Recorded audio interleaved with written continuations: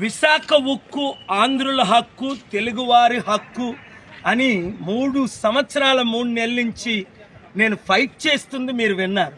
చివరికి ఈరోజు Andhra Pradesh high court 6 honourable justice Seshasai ji, honourable justice Vijay గారు ఇంకా విశాఖపట్నం స్టీల్ ప్లాంట్ ప్రాపర్టీలు కానీ అలాగే లీజుకి కానీ అమ్మకుంట ఈరోజే స్టే ఇచ్చారు, స్టేటస్ కో మెయింటైన్ చేయమని.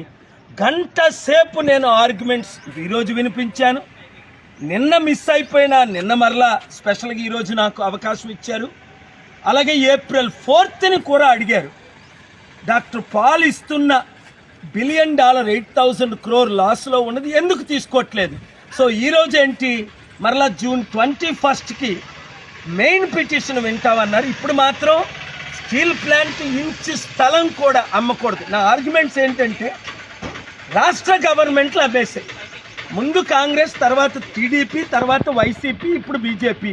గంగవరం పోర్టు రాజశేఖర్ మన జగన్మోహన్ రెడ్డి గారు అన్ని పార్టీలు అమ్మింది. 33,000 ఎకరాల్లో మిగిలింది 18,000.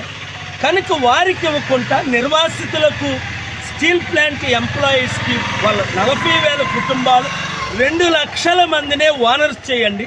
నేను ఫ్రీగా ఆ 8,000 కోట్లు లేదా 42,000 కోట్లు డొనేషన్ దాన్ని ఒప్పుకున్నారు. ఎందుకు కనీసం వాళ్ళు కౌంటర్ కూడా వేశారు. కనుక మనకు మంచి రోజులు వచ్చే ఎవరు ఆత్మహత్య చేసుకోండి. ప్రతి ఒక్కరూ వాటి గమనించండి. ఫైట్ చేస్తే గెలవంది ఏదీ లేదని ఈరోజు మనకి ఏప్రిల్ 25ని మరొకసారి 2024లో మనకు అర్థమైంది. Thanks to the honourable courts and justices.